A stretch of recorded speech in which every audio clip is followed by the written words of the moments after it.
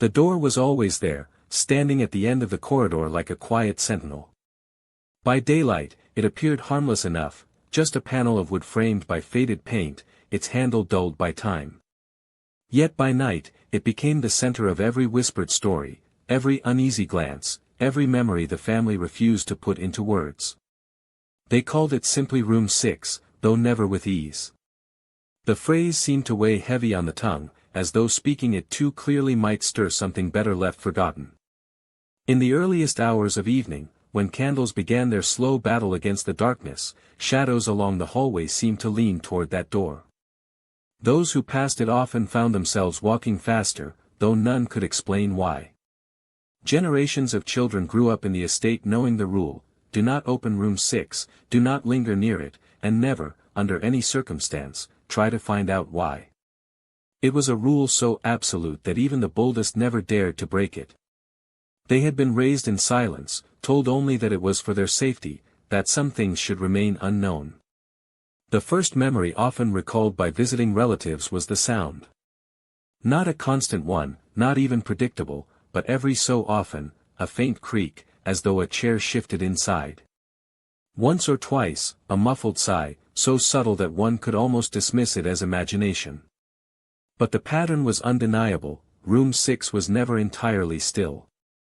This unnerved the servants most, those who scrubbed the floors and polished the banisters, yet always left the corridor's end untouched. When pressed, they only shrugged. It was not their place to question the family's rules. They worked around the silence, dusting everything except the forbidden door, which remained coated in a film of neglect, year after year. The family themselves never gave explanations. They offered no tragic tale to comfort the curious, no rational answer to silence the skeptical. Instead, they relied on repetition. The prohibition was passed down like inheritance, carried on the same solemn tone as instructions for the care of the house or the stewardship of its land. To question it was to invite disapproval, as though curiosity itself was a kind of trespass. Each generation obeyed, and in time obedience became habit. No one asked why. Not anymore. But memory is not so easily erased. The elders still remembered the night the rule had been born. They never told the younger ones outright, but the fragments slipped through. A funeral. A daughter. A tragedy too sudden to make sense of. The story was always vague, sharpened only by the details that lingered in the silence: a coffin carried down that same hallway, the door closed behind it, and the absence that hung in the house afterward. From that night forward, Room 6 became something different. It was no longer a space within the home. It was a threshold to be guarded, a mystery to be sealed. Stories flourished in the absence of truth. Some claimed a body was buried beneath the floorboards, hidden from the churchyard for reasons no one dared guess. Others believed the room was cursed, that anyone who crossed the threshold would inherit the same fate as the first daughter. A few whispered even darker things: that the family had made a pact, one sealed by secrecy, and that Room 6 was the price. The rumors changed with each retelling, embroidered with imagination and fear, but they all led back to the same conclusion: that door was never to be opened. Children, of course, tested the limits. There were dares whispered at night, games to see who could stand closest, who could touch the handle, and live to tell about it. Yet even the bravest never lingered long. They returned pale, with laughter that carried the edge of unease. No one ever turned the handle. That was the line none would cross. It was one thing to touch the brass, another to trespass into whatever secret the family had buried within. By the 20th century, the world outside the house had changed. Cities grew, wars came and went, science replaced superstition in schools and churches alike. But within the crumbling walls of the estate, Room 6 remained the same. Its silence endured, immune to progress, defying the rational explanations of a modern age. Guests who visited the family remarked upon it, some mockingly, others with unease. The hosts always responded the same way, with a change of subject, a deliberate redirection. It was not a matter for outsiders to question. It was not a matter for anyone to question. Yet the silence itself had power. It grew heavier with time, until it became almost alive, an unspoken presence that seemed to wait behind the door. And waiting, after all, is a kind of promise. Those who walked the hallway could not shake the feeling that something on the other side listened in return. It was in the stillness of midnight, when the wind pressed against the shutters and the candle flames shivered without reason, that the truth seemed closest. And in those moments, the prohibition no longer felt like superstition. It felt like protection. For over a century, this rule endured. Children grew into adults, adults grew into parents, and parents whispered the same words to their own children: never open room 6. No one dared to break it. Not once. Until her. She was the first in generations to refuse obedience, the first to question the silence, the first to place her hand not only on the handle but to turn it. And in that act of defiance, everything the family had guarded for so long came undone. This is where the story begins, with the sound of a key turning in a lock that should never have been touched, and the soft, deliberate opening of the door no one was meant to cross. The estate had once stood as a symbol of grandeur. Travelers who arrived in the valley during the late 1800s described it as a mansion of unusual beauty, its rooflines tall against the horizon, its gardens trimmed into shapes that mirrored the elegance of European manners. Its windows glowed with warm light in the evenings, music drifting into the night as guests gathered for dances, dinners, and celebrations that lasted until dawn. At the peak of its life, the house was not just a home. It was a declaration of wealth, culture, and permanence. The family that built it prided themselves on lineage. They had come into the region with influence, carrying land deeds, titles, and an almost theatrical sense of dignity. Visitors recalled being ushered through tall doors into wide corridors lined with oil portraits. Each painting captured a different ancestor, stiff-backed and watchful, their painted eyes following every passerby. To be invited inside was to step into a world where tradition was as solid as the bricks themselves, where family history was not a memory but a presence that watched you from the walls. But grandeur is never eternal. The estate, like so many monuments to pride, began to decay from the inside long before it showed on the surface. Wars pulled away sons who never returned. Investments crumbled in markets they barely understood. The weight of scandal, the whispered affairs, the failed marriages, the unpaid debts, gnawed at the family's once unshakable reputation. What had once been a sanctuary of stability became a house of quiet divisions. Those who lived inside it smiled for guests but carried bitterness in private. Silence filled the gaps once occupied by music. By the turn of the century, the gardens were no longer perfectly kept. The hedges grew wild, the fountains dried, and weeds pressed up through the cracks in the flagstone paths. The once glittering chandeliers gathered dust. The family portraits still hung, but their frames tarnished, their canvases beginning to fade. In many ways, the estate was a mirror of the family itself, still standing, but hollowed from within. A grand shell disguising the truth of decline. It was during this slow unraveling that the presence of room 6 began to feel heavier. Though the prohibition against entering it had already been declared, the atmosphere of the house made it impossible to ignore. Guests noticed the locked door more than they had in the house's brighter days, when distractions were plenty. Now, with silence echoing through the corridors, that single sealed room seemed louder than anything else. It was as though the emptiness of the estate amplified its mystery, making it impossible to overlook. Children growing up within these walls felt it most acutely. They were raised amid contradictions, told stories of their family's greatness while watching that greatness crumble around them. They wandered through unused parlors and crumbling stairwells, their imaginations filling the silence with shadows. For them, room 6 was not just a prohibition. It was a symbol of everything left unsaid. They knew better than to ask why it was forbidden. They simply absorbed the fear that surrounded it, a fear that passed from generation to generation like an inheritance of silence. The architecture of the house only deepened its aura. The 6th room was not tucked away in a forgotten wing or buried in the cellar. It was placed boldly, at the end of the upper corridor where everyone would see it each day. Its position made avoidance impossible. To go to bed, to fetch something from a chest, to walk from one end of the house to the other, every path required brushing past it. And every time, the family's rule rang louder in their ears: do not open it. The rule was inescapable because the door itself was inescapable.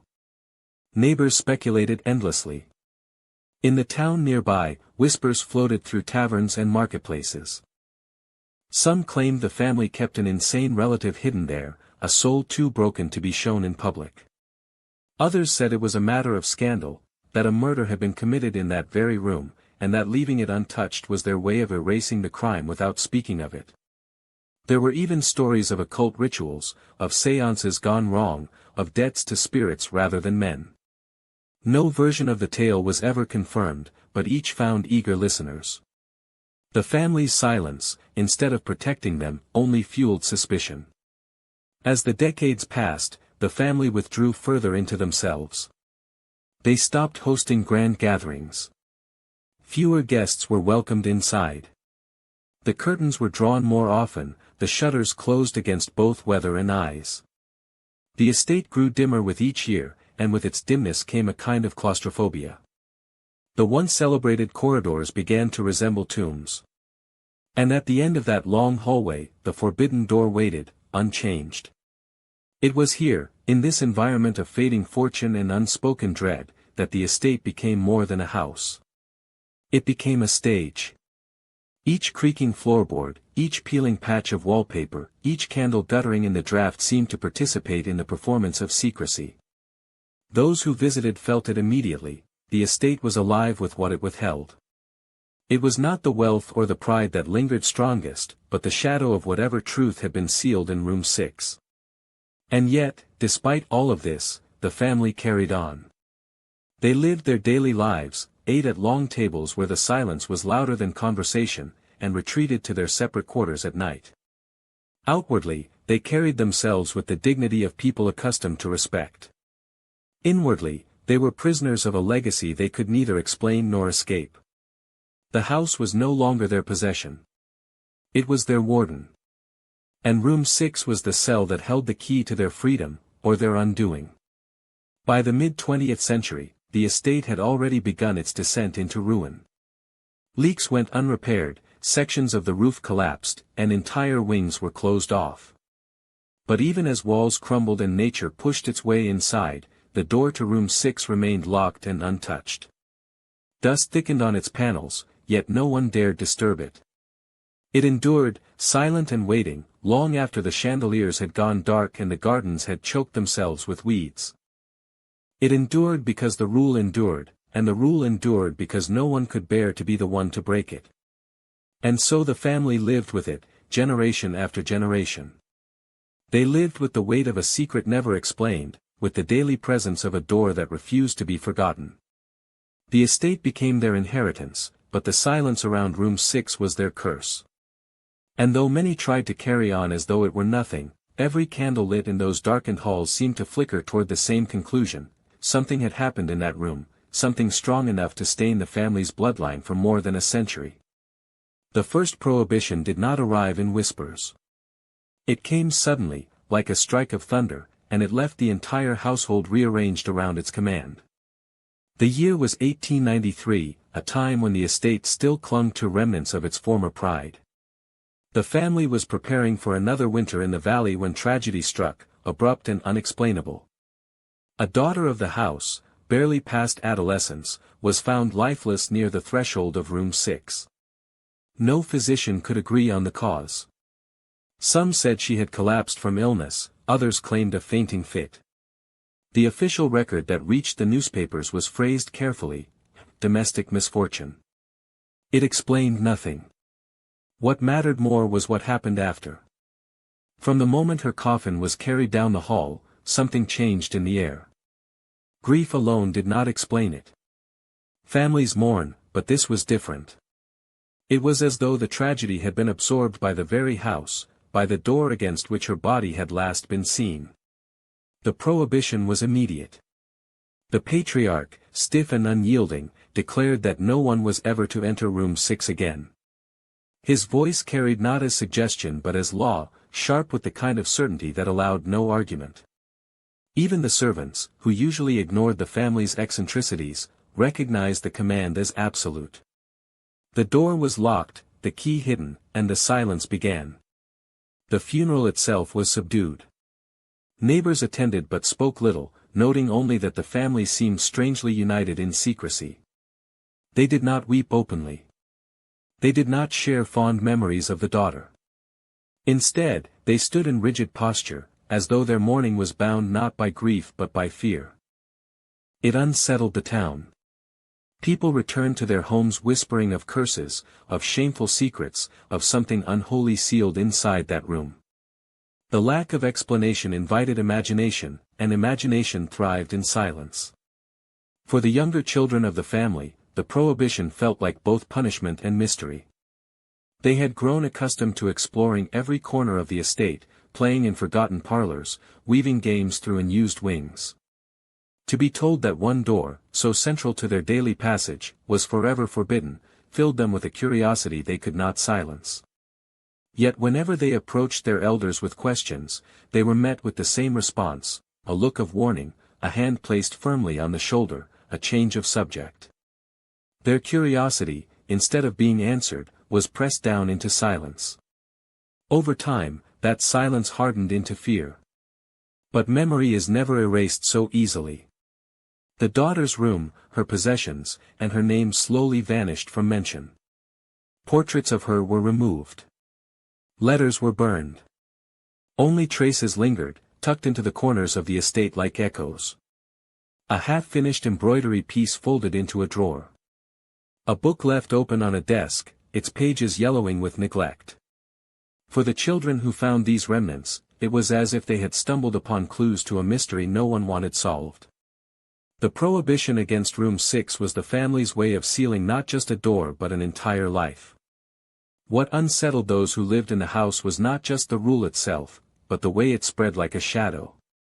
Servants began avoiding the corridor entirely, inventing excuses to keep their work elsewhere. Guests who stayed overnight were politely directed away from the upper hall. Even daylight seemed thinner near the door, as though the house itself had chosen to mourn. And through all of it, no one spoke of the girl directly. Her name became unsayable, replaced only by the memory of a locked handle that none dared touch. Still, the prohibition carried contradictions. If the room was dangerous, why not seal it with bricks? Why not board it closed? Why leave it standing, door intact, as though inviting temptation? Some believed it was pride, that the patriarch would never allow the house to appear damaged or incomplete. Others suspected something deeper, that the family did not seal the room because, on some level, they could not. As though whatever had happened within its walls was not finished, as though the room itself demanded to be left as it was.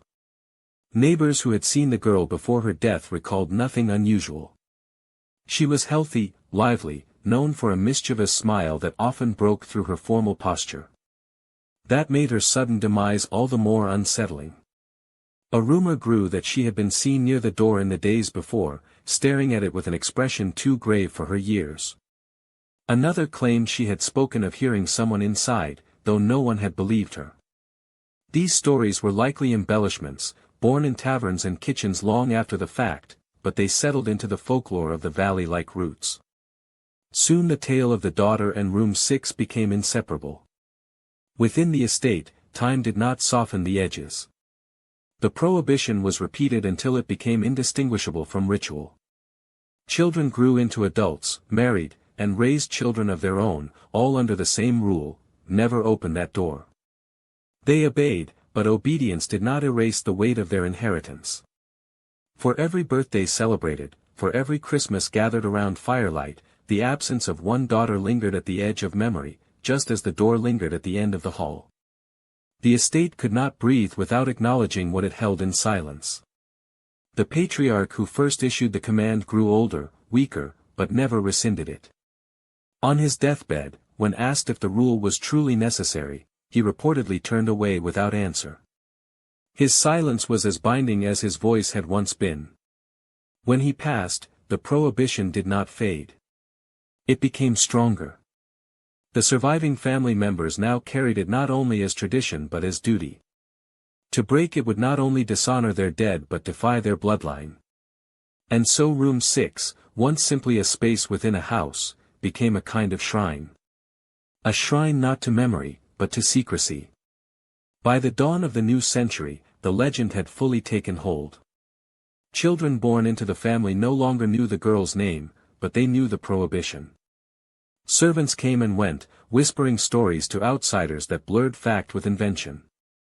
Neighbors peered at the dark windows of the estate, convinced that something restless lived within. And through it all, the door remained locked, untouched, unmoved, yet always present, standing as the most powerful presence in the house. This was how the first prohibition was born, in grief, in silence, and in fear. And once spoken, it was never lifted. It clung to the family like a shadow across generations, shaping not only how they lived but how they understood themselves. To be of this family was to inherit not just a name or an estate, but a rule. A rule written in tragedy, sealed in silence, and carried forward into every future year. Room 6 must remain closed. The prohibition did not fade with time. It grew stronger, weaving itself into the marrow of each generation like an inherited scar. By the early 1900s, children of the estate were raised in its shadow. They were told, from the moment they could understand words, that one door in the house was not theirs to open. It was not explained. It was not justified. It was simply forbidden. And in the silence of that command, their imaginations began to shape the door into something larger than wood and hinges. Every family had its whispers. Some were told in hushed voices by candlelight, when the older cousins wanted to frighten the younger ones. Others were unspoken, carried only in glances between adults when footsteps were heard too close to the end of the corridor. These whispers painted Room 6 as a place where sounds lived without origin, the faint shuffle of feet, the scrape of a chair, the sigh of someone unseen. At times, children swore they heard a voice behind the door, so faint it could have been mistaken for wind pressing against the walls. But when asked what the voice said, they shook their heads. None could recall the words.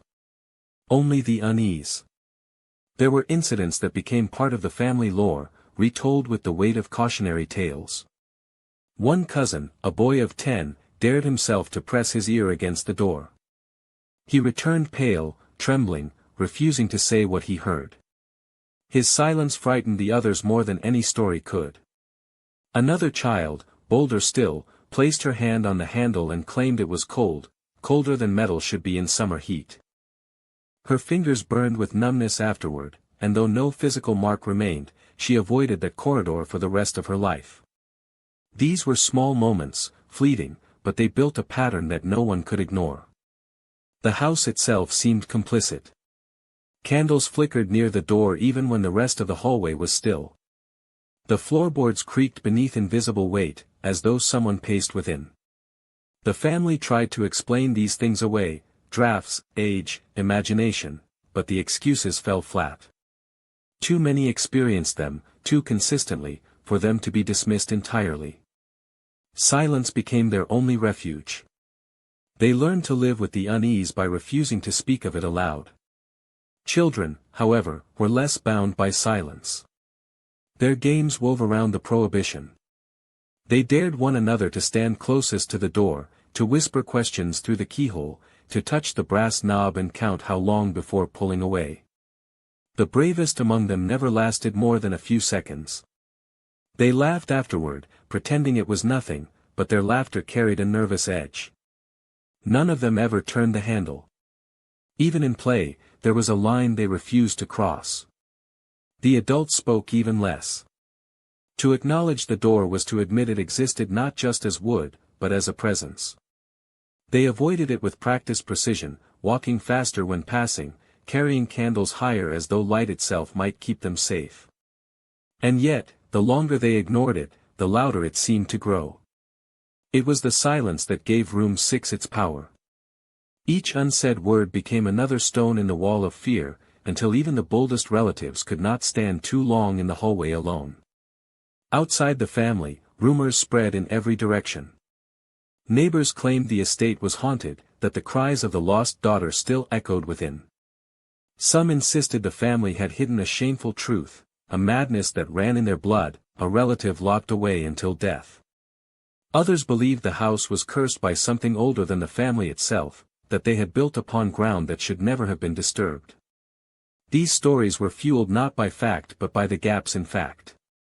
Silence, once again, proved the most dangerous storyteller.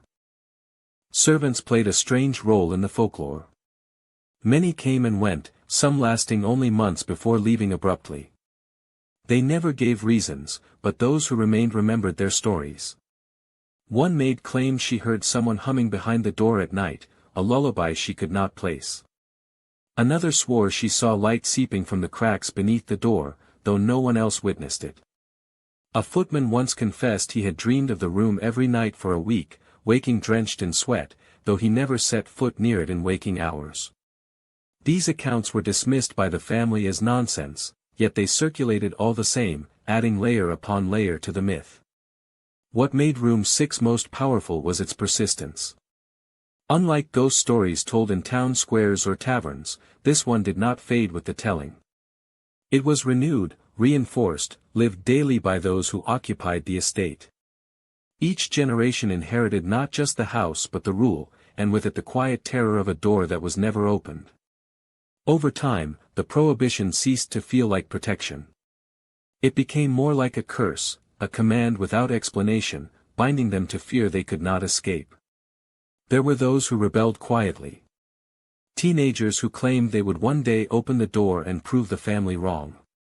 Men who, drunk on late nights, boasted they would find out what lay inside. Yet none of them ever did.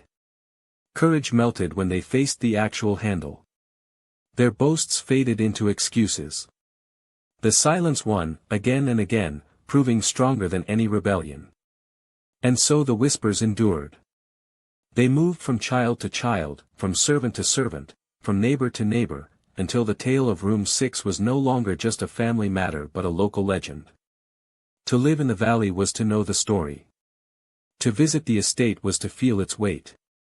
And to be born within its walls was to carry the prohibition like a shadow stitched into your skin. By the middle of the 20th century, 3 generations had already lived under the command. None of them had broken it. None had even dared to try. The whispers across generations had become more powerful than any spoken law, shaping not only how they lived but how they imagined themselves. They were no longer just a family. They were guardians of a silence they could neither explain nor escape. And at the end of the corridor, the door waited, as it always had, patient and watchful, as though it knew its moment would one day come. The house had survived long enough to witness the rise of modern thought. Outside its gates, the world was rushing into a new century. Science was advancing with a confidence that dismissed old legends, churches were tightening their grip on public morality, and neighbors who once whispered of curses began asking sharper questions. To many, the prohibition surrounding Room 6 was nothing more than the remnant of a superstition too stubborn to die. The family, they argued, were prisoners not of a ghost, but of their own invention. The skeptics always arrived first. Neighbors who had grown up hearing the stories rolled their eyes and called them nonsense. The old daughter's death, they claimed, had been an accident of health. It was easier to believe she had succumbed to fever or a sudden illness than to imagine a curse. The locked door was, in their view, nothing more than dramatics, a performance meant to conceal embarrassment. People whispered of hidden scandals, perhaps the daughter had died by her own hand, and the shame was sealed inside the room. Others suggested financial secrets, deeds, ledgers, or contracts that would reveal the family's ruin if discovered.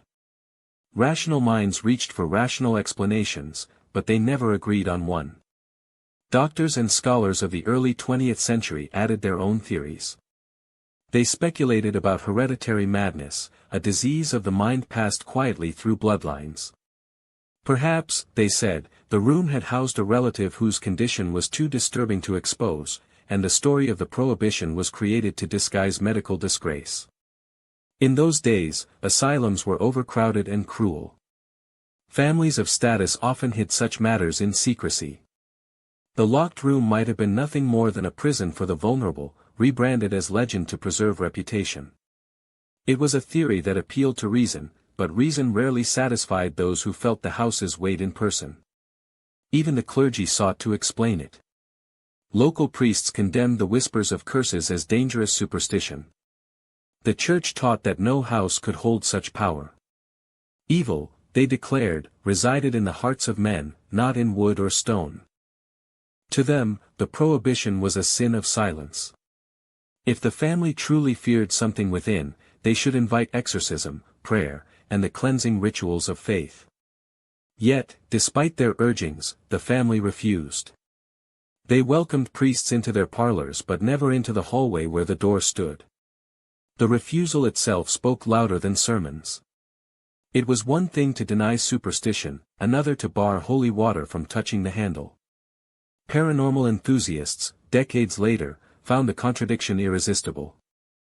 Folklorists catalogued the estate in their notes, grouping it with other European and American legends of forbidden rooms and cursed chambers. They pointed out patterns: the sealed nursery in England, the attic door in France, the cellar in New England. In every culture, families had stories of places within their homes that were never meant to be disturbed. They argued that the prohibition was part of a larger mythic structure, a way communities explained grief, shame, or trauma when words failed. According to them, the fear was psychological, not supernatural. The family had inherited a silence, and silence itself had become the haunting. But none of these explanations accounted for what happened when someone drew too close. Scholars could write from afar, neighbors could speculate over fences, and priests could deliver sermons from pulpits, but those who actually stood at the end of the hallway told different stories. They described the sensation of being watched, the sudden tightening of the chest, the instinctive urge to flee. Many dismissed these feelings as imagination, the mind creating fear in the absence of light. Yet those who felt it knew it was more than nerves. The unease was physical, undeniable, and it left its mark. One cousin, raised on rational education, declared as a teenager that she would disprove the legend. She walked down the corridor one afternoon, determined to turn the handle and reveal the room to be empty. But halfway down, her resolve broke. She later confessed she felt as though the air had thickened, pressing against her lungs. She ran before touching the door. For the rest of her life, she avoided that part of the house. No amount of logic could undo what she had felt in those seconds. There were also contradictions in the family's own behavior. On one hand, they denied the stories when outsiders asked, calling them foolish tales. On the other, they enforced the prohibition with unshakable discipline. They moved their children's bedrooms farther from the corridor, rearranged daily routines to avoid the hallway, and forbade even the cleaning staff from approaching it. The locked door was both denied and defended. To the outside world, this seemed hypocritical. To those inside, it was survival. As the decades passed, new theories continued to sprout. Some academics argued the family had unknowingly created a psychological experiment. By instilling fear across generations, they had conditioned their children to feel dread at the sight of the door. It was not the room that was cursed, they claimed, but the bloodline itself, infected with suggestion. This explanation, while compelling on paper, did not diminish the lived fear of those who grew up within the house. It explained everything, yet solved nothing. What made the mystery enduring was not the absence of theories, but the failure of every theory to fit the facts entirely. Rational minds could explain fragments, but the whole remained elusive. Why had no one ever dared to break the prohibition? Why had no act of rebellion ever succeeded? Why had silence, so fragile in other matters, remained unbroken for more than a century? These questions haunted not just the family but the town itself. Rationality could not answer them, and silence refused to. And so, the prohibition endured, stronger than any argument. Each new explanation only sharpened the edges of the mystery.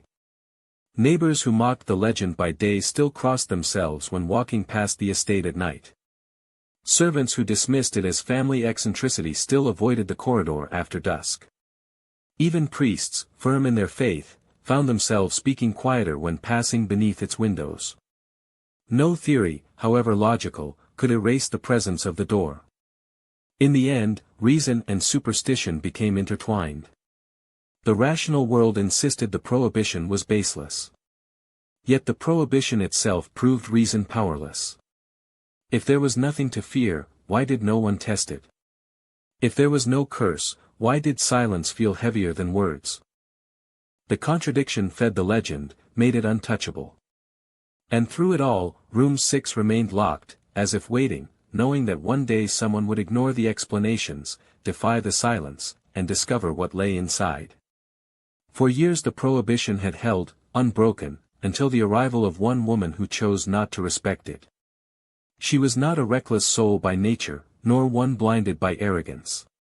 She was, in many ways, the opposite, thoughtful, curious, and determined to replace whispers with truth. But she carried within her a restlessness, a hunger for certainty that legends could not satisfy. Where others saw a boundary to be obeyed, she saw a challenge waiting to be met. Her first nights in the house were uneasy. She had been told the stories in fragments, an aunt warning her never to wander too far down the hall, a cousin telling half-truths that always ended with a nervous laugh. At first, she dismissed them as the exaggerations of a family too bound to its past. Yet as days passed, she felt the weight of the locked door pressing against her curiosity. The prohibition was not only spoken, it was lived. Meals were prepared and eaten in rooms chosen to avoid proximity. Children were hushed when their play brought them near. The entire rhythm of the house revolved around a door that no one touched. The woman began to wonder. What power could a single room hold to command so much silence? The rational part of her mind insisted that it was a story grown too large, a superstition magnified over decades. But another part, deeper, less rational, whispered that there must be something more. Curiosity, once stirred, rarely quiets. It grows, feeding on unanswered questions, until it becomes indistinguishable from obsession. At night she lay awake, listening to the house breathe. Old wood creaked with the shifting of temperature. Distant pipes groaned with the movement of water. Yet beneath these familiar noises, she sometimes imagined she heard something else, a faint hum, like a breath held just beyond the door. It was so soft that she could not be sure if it existed at all. But it was enough to make her rise from her bed and walk barefoot to the end of the hallway, candle in hand. The first time she stood before the door, she did not reach for the handle. She only looked. The candlelight flickered against the wood, casting shadows that seemed too alive for their stillness. Her heart thudded with a pace she did not expect, as though her body knew what her mind refused to admit. She stayed only a moment before retreating. But retreating did not quiet her curiosity. It sharpened it. She began to invent excuses to pass the corridor more often. To carry linens from one room to another, to fetch books from the far end of the house, to linger where no one else lingered. Each time she passed, she slowed her step. Each time, her eyes settled longer on the locked handle. She noticed details others ignored, the faint discoloration of the wood, as though touched by hands that no one admitted to, the way the air seemed cooler near the threshold, as though the room breathed its own climate. Whispers began to follow her. Servants muttered that she had taken an interest in what should remain untouched. Cousins warned her with nervous tones, half pleading, half threatening. But she smiled away their concerns, claiming she was only curious, only thoughtful. Inside, however, her curiosity had grown teeth. The turning point came on a storm-heavy evening. Rain hammered the windows, and thunder rolled across the sky with a violence that shook the glass panes. The rest of the household gathered in the parlor, pressing close to the fire for comfort. But the woman, restless, excused herself. The storm outside seemed to mirror the storm within. She could not sit by the fire while the door remained unanswered. She carried her candle again, shielding the flame with her palm as she walked the dark corridor. This time, she did not stop at a distance. She stepped directly to the door. The storm drowned out every sound except her heartbeat, which pounded with such intensity she feared it might echo. She lifted her hand and pressed her palm against the wood. The door was cold, unnaturally so, as though it had been carved from ice rather than oak. Her fingers tingled. For an instant, she thought she felt a pulse beneath the surface, faint but steady, like a living thing resting within. She pulled her hand back, trembling, yet the sensation lingered. That night, sleep did not come. When her eyes closed, she saw the door. When she tried to rest, she felt the cold against her skin again. By morning, she knew she would not resist much longer. The prohibition that had held generations captive was cracking inside her, one thought at a time. Over the following days, she began to prepare. Quietly, methodically. She studied the lock, an old mechanism untouched for decades. She found where the key should have rested but discovered it long gone, perhaps hidden or destroyed by those before her. Yet this did not stop her. She spoke discreetly with a locksmith in town, under the guise of restoring antique furniture.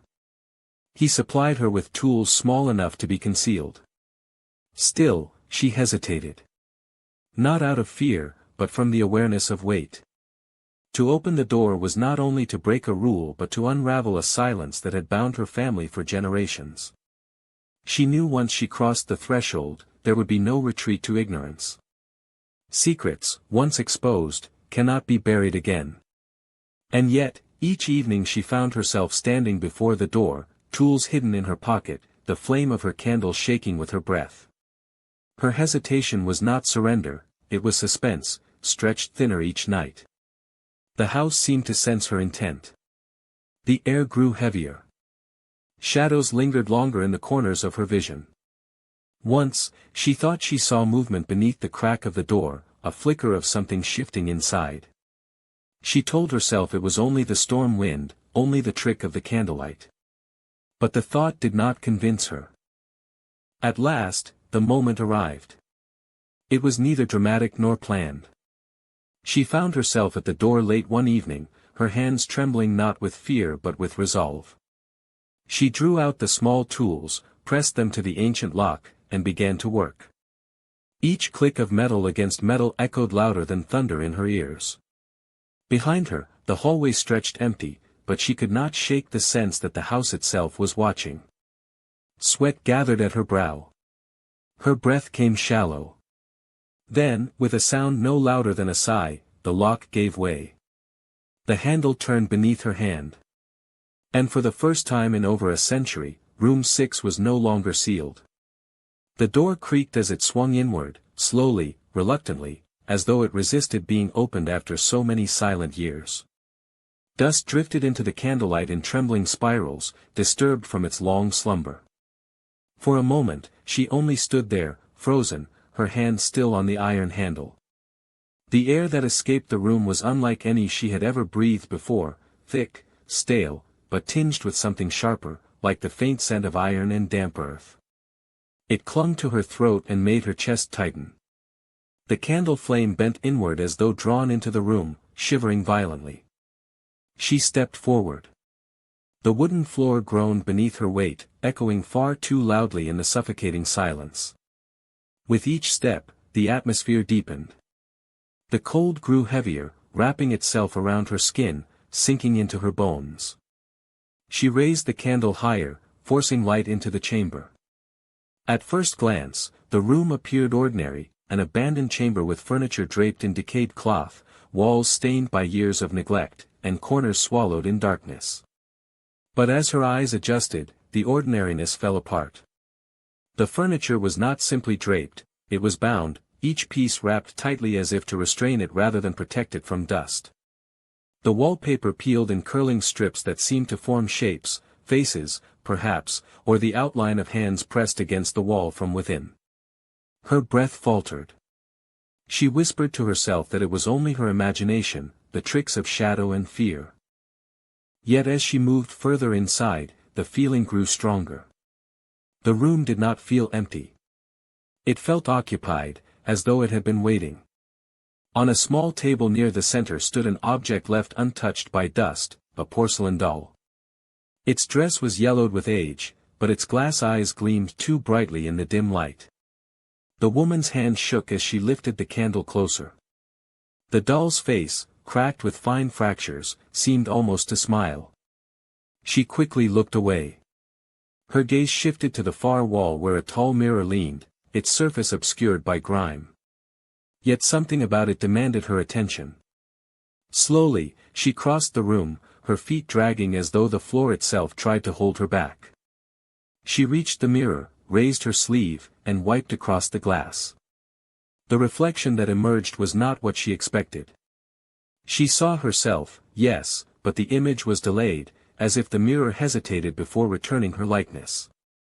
For a second, her reflection did not lift the candle when she did. It only stared back, hollow-eyed, with a faint curl of lips that she knew she had not made. She stumbled back, nearly dropping the flame, her pulse racing so violently it seemed to shake the air. A noise broke the silence. A whisper. So faint it might have been the creak of wood. But the sound seemed to form words, her name, stretched thin, carried on no breath she could trace. She spun, candle raised, but saw only shadows shifting deeper in the corners. Her instincts screamed at her to retreat, to close the door and lock it again forever. Yet another force urged her forward. Perhaps it was stubbornness, or perhaps something in the room itself was pulling her deeper. She moved toward a wardrobe standing against the wall, its doors slightly ajar. The crack between them was too narrow for sight, but not too narrow for sound. From within, she thought she heard a faint tapping, like fingernails against wood. Her hand reached before she could stop it. She pulled the door wide. Nothing. Only darkness and the faint smell of mildew.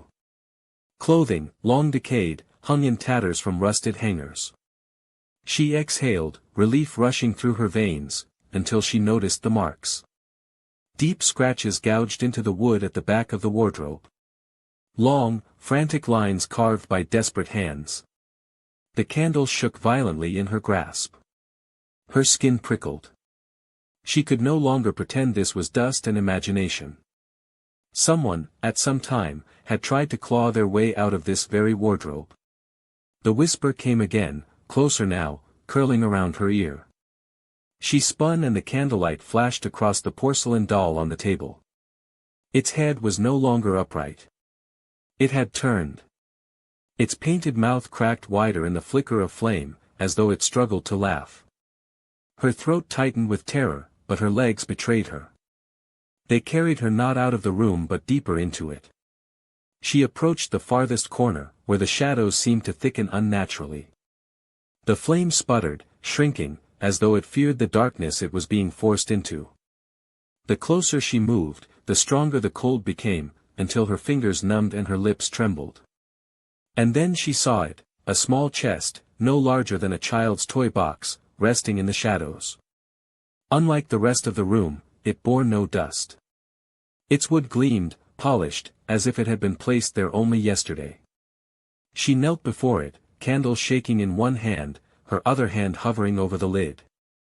Every instinct screamed for her to stop. But curiosity, now indistinguishable from compulsion, drove her to lift it. Inside was not treasure, nor relic, but something far more dreadful. A collection of photographs, brittle with age, each depicting members of her family across generations. Faces she knew from portraits and stories, yet in each photograph, the expressions were wrong. Too stiff. Too fearful. Eyes widened not in joy but in dread, as if each subject had been forced into place against their will. At the bottom of the stack lay one final photograph. Her own face. The candle nearly dropped from her hand. The picture was recent, impossibly so, taken only days ago, though she had never posed for it.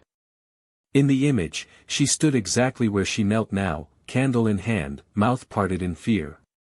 A sound cracked through the silence. The mirror. She turned sharply to see it quiver, its surface rippling as though it had become water. From within, shapes began to stir, figures, pale and gaunt, pressing their hands against the glass, their mouths opening in silent screams. The glass bulged outward, straining as if ready to shatter. The woman staggered back, clutching the photograph. Her breath came in ragged gasps. The whispers were no longer faint. They filled the room, overlapping, a chorus of broken voices. Her candle sputtered again and went out, plunging her into complete darkness. For a heartbeat, silence returned. Absolute. Then, in that void, something exhaled. Not from behind her. Not from the corners. From directly beside her ear. Her scream never left her lips. The darkness swallowed it whole. The next morning arrived without sunlight. The sky hung low, swollen with heavy clouds that pressed against the roof of the house. The usual chorus of birds was absent, leaving only the faint groan of branches bending in the wind. She sat at the kitchen table, her face pale and drawn, the untouched cup of tea before her already cold. Sleep had not come to her. She had spent the night clutching the candle stub, too afraid to light it again, too afraid to stay in complete darkness. Her mind replayed the images from the hidden room, the photographs, the mirror, the doll that had turned its head. And that final exhale, warm and close, brushing against her ear. Even now, hours later, she could still feel the weight of it, as if something invisible had followed her out of the chamber and refused to release her. Her brother entered the room, his footsteps heavy, his jaw set. He glanced at her once and then quickly looked away. Something in her expression unsettled him. She wanted to speak, to explain, but the words caught in her throat. To describe what she had seen would make it real, and part of her still hoped that silence could undo it. But silence was not safety. A sharp crash echoed from upstairs, followed by the sound of something dragging. Both of them froze. The house seemed to hold its breath. Slowly, reluctantly, they climbed the staircase together. Each step groaned louder than the last, until they reached the landing. The door to the hidden room stood open. Neither of them had touched it since she fled. Now, the wardrobe inside was tipped over, its rotted wood splayed across the floor. Clothes lay scattered, though no hand had touched them. And the mirror had shifted. It no longer leaned against the wall but stood upright in the center of the room, balanced though unsupported. Its surface gleamed though no light touched it. Her brother stepped forward, anger masking his fear. "This is just old wood settling. You let your imagination take hold. We should seal this place off again." His voice wavered despite his words. She didn't answer. Her eyes were fixed on the mirror. She could see both of them reflected, but not quite. In the glass, her brother's lips moved though he remained silent. He was saying something she could not hear. Her own reflection stood stiffly, candle in hand, though her real hands were empty. The reflection blinked, and she did not. Panic rose sharp in her chest. She seized her brother's arm and dragged him away. They slammed the door shut, bolted it, and retreated down the hall. But even as they walked, the floor beneath them trembled faintly, like a pulse beating through the wood. The house itself seemed to shudder with breath. That night, the storm finally broke. Rain battered the windows in endless sheets. Lightning split the sky, and for a moment, the entire house lit up with white fire. In that brief flash, she saw it, the porcelain doll standing at the foot of her bed. She screamed, reached for the lamp, and when the light filled the room, the doll was gone. Her brother burst in, breathless, holding a rusted iron poker from the fireplace. He saw nothing but her pale face and trembling hands. "This is madness," he muttered. "We need to leave. Tonight." But leaving was no longer simple. When they descended the stairs with their bags packed, they found the front door chained shut, not from the inside, but as though the chain had grown through the wood itself, fused and unbreakable. The windows, too, resisted them. Glass that should have shattered under a blow only quivered and remained whole. It was as though the house had decided they would not leave. Hours stretched into days. They wandered the halls, hearing whispers slither between the walls, seeing shadows dart across the corners of their vision. Photographs in the parlor shifted. Smiling faces twisted, mouths curling into shapes of anguish. Each night, the storm raged though no lightning touched the village beyond. It was as though the storm belonged to the house alone. On the fourth night, her brother vanished. She woke to silence and knew at once something had changed. His bed was empty, sheets twisted as if he had risen suddenly. She searched every room, her voice echoing against the walls, but he did not answer. At last, she returned to the hidden chamber, driven by dread she could no longer resist. The door stood open again. Inside, the mirror waited. Her brother's reflection was trapped within it. He pressed his palms against the glass, his eyes wide with panic. His mouth opened in a scream she could not hear. She rushed forward, pounding her fists against the surface, but it was like striking water that would not break. His face receded deeper, fading into darkness, until only her own reflection remained. And even then, her reflection did not mimic her. It smiled with someone else's mouth. She stumbled back, her chest hollow. The whisper came again, louder now, clear enough to form words. You opened the door. Now you belong. The candle in her hand flickered though she had never lit it. Shadows gathered around her feet, rising like smoke, curling up her arms, pressing against her skin with cold fingers. She screamed, thrashing, clawing at the air, but the shadows only thickened.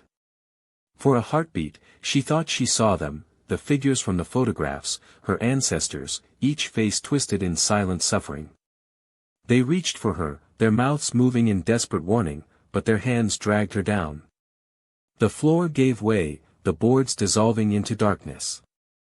She fell, endlessly, swallowed by the same void that had claimed her brother.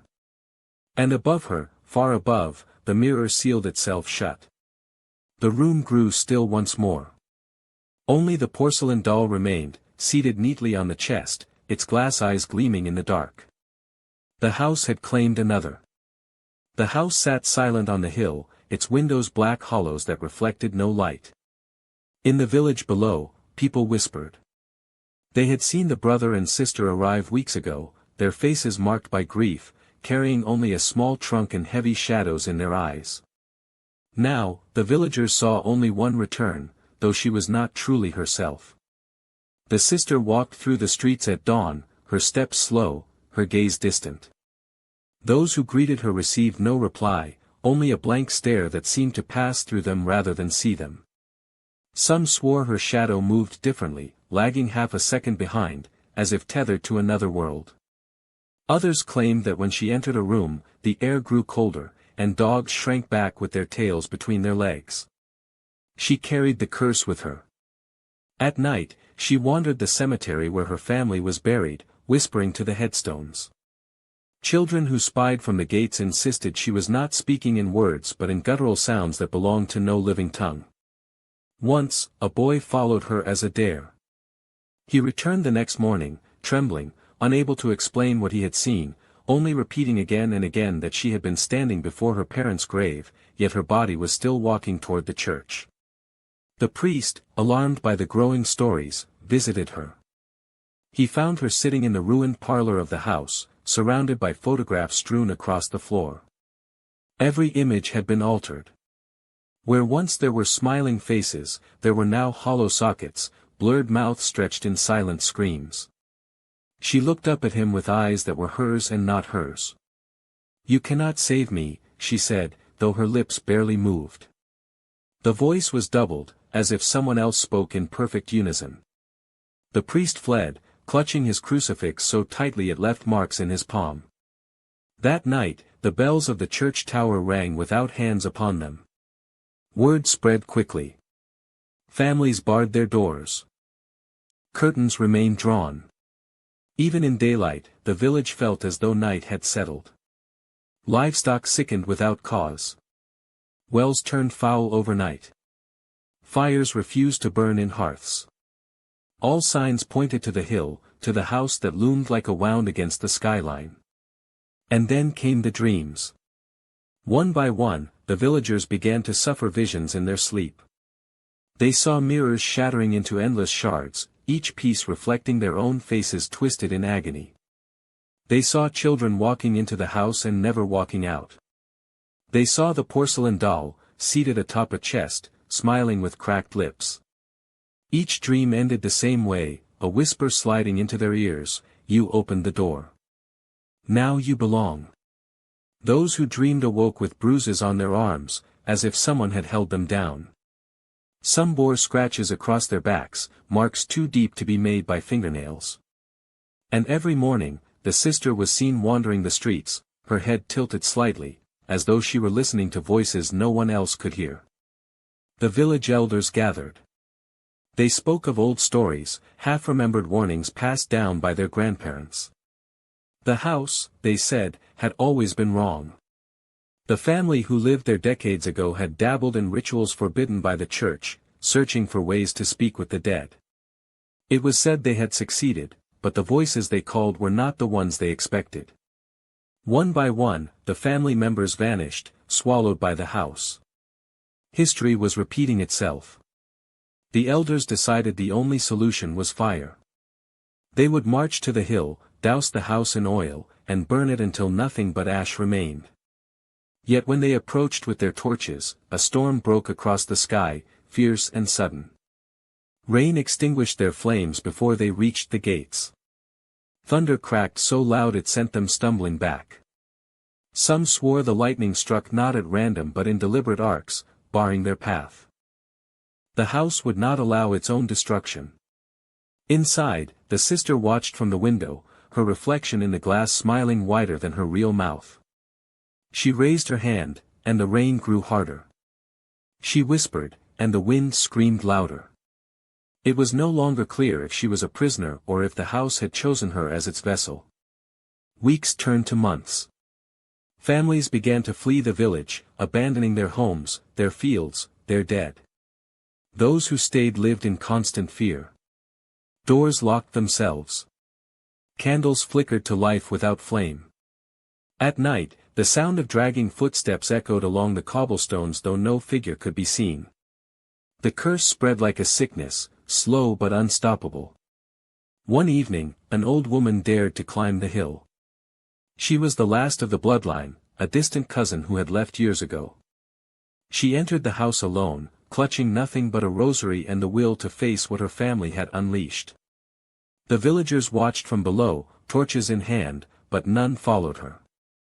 For hours, nothing moved. The windows remained black, the house silent. Then, near midnight, a single light appeared in the attic window. It glowed faintly, trembling like a candle flame. The villagers leaned forward, hope and dread tangled in their throats. The light flickered once, twice, then vanished.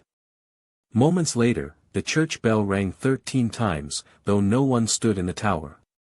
The next morning, the old woman's body was found at the foot of the hill. Her eyes were wide open, her face frozen in terror. In her hand she clutched a shard of mirror, sharp enough to cut through bone. On its surface, faint and blurred, the villagers saw not their own reflections but the smiling face of the sister. The house had not only claimed her. It had strengthened. And in the silence that followed, every villager understood the truth: there would be no escape, no destruction, no salvation. The curse was not bound to the walls alone. It was in the soil, the air, the bloodline itself. The hill had become a wound that would never heal. The sister stood at the gate the next evening, watching the sun bleed across the horizon. Her lips moved soundlessly, her eyes unblinking. Those who dared watch long enough realized she was counting down. Not days, not hours, but names. The curse had seeped so deeply into the soil that even the trees bent away from the hill, their branches twisted like skeletal fingers recoiling from a wound. The house no longer stood as wood and stone. It pulsed, alive with something unseen. Its walls sweated moisture that smelled of decay, and its windows glowed faintly at night, as though lanterns burned behind the glass, though no one ever lit them. The villagers who remained lived only in fragments of sleep. Each night they dreamed of the house, and each morning they woke weaker, their skin pale, their eyes bruised with exhaustion. It was not just haunting them. It was feeding. The boundary between waking and nightmare thinned, until people began to see things in daylight, shapes at the corner of their vision, shadows darting across rooftops, the sister standing at their bedside though their doors had been locked. The priest, desperate, attempted one final exorcism. He gathered the holy texts, the relics, the candles, and climbed the hill alone. Villagers watched as his figure disappeared into the threshold. For hours, chants echoed down the slope, Latin words carried on the wind. Then, silence. When he did not return, a few brave men crept toward the house at dawn. They found the priest's robes neatly folded on the porch. Inside them lay his bones, stripped clean, stacked like an offering. No one dared go further. The sister had changed fully. Her body moved with unnatural precision, her face often frozen in an expression too calm, too patient. At times, her mouth moved in prayer-like murmurs, though the words were not human. At others, she simply stood at the cemetery gates, staring down into the village. Children said her eyes glowed faintly, like embers hidden in ash. The porcelain doll remained at the heart of it. Those who had seen it whispered that it no longer sat still. Its head turned to follow intruders. Its lips cracked wider in unnatural smiles. Once, a young man swore he heard it giggle as he walked past the graveyard fence at night. No one believed him, until his body was found the next morning at the crossroads, his face stretched in a grin carved too wide to be natural. The doll was no object now. It was a vessel. The final descent began with the mirror. One evening, as the sun sank behind black clouds, every mirror in the village shattered at once. The sound was deafening, like gunfire echoing through every home. Shards littered the floors, sharp as blades, each reflecting not the rooms around them but the house itself, repeating endlessly in every angle. Families tried to sweep them away, but the fragments returned the next morning, cutting bare feet and drawing blood no matter how many times they were thrown out. The house had entered their homes. Soon after, livestock died in droves. The air smelled of copper. Wells produced only black water, thick as ink. The few villagers who remained had no choice but to gather in the church at night, huddling together beneath the crumbling altar, whispering prayers they no longer believed. Each time the bell tolled, they counted, always 12. Until one night it rang 13. That was the night the sister came down from the hill. She moved slowly, her bare feet dragging, leaving no prints on the mud. The villagers who peered from the church windows saw her carrying the porcelain doll in her arms, cradling it as though it were an infant. She stood at the square, her gaze sweeping the houses, the windows, the frightened faces hidden behind curtains. Then she spoke. "You are already inside," she whispered. Her voice carried unnaturally, reaching every ear at once. The hill was only the beginning. The blood will remember. One by one, the villagers collapsed. Some clutched their chests. Others screamed and clawed at their eyes. A few stood perfectly still, their mouths opening in silent wails as blood trickled from their ears. By dawn, half the village lay dead in the streets, their faces twisted in terror. The survivors fled. They abandoned their homes, their fields, their church. They scattered into forests, mountains, distant towns, carrying with them the sickness of the curse. And wherever they went, the same signs followed, mirrors breaking without cause, dolls appearing in doorways, the faint tolling of 13 bells at midnight. Generations passed. The original village crumbled into ruins, overtaken by weeds and silence. Travelers who stumbled upon it spoke of the unease that settled in their bones the moment they crossed the broken gates. They described the skeleton of the house still standing on the hill, its windows glowing faintly though no fire burned within. Some swore they saw a woman at the window, holding something small in her arms, smiling with teeth too sharp for a human mouth.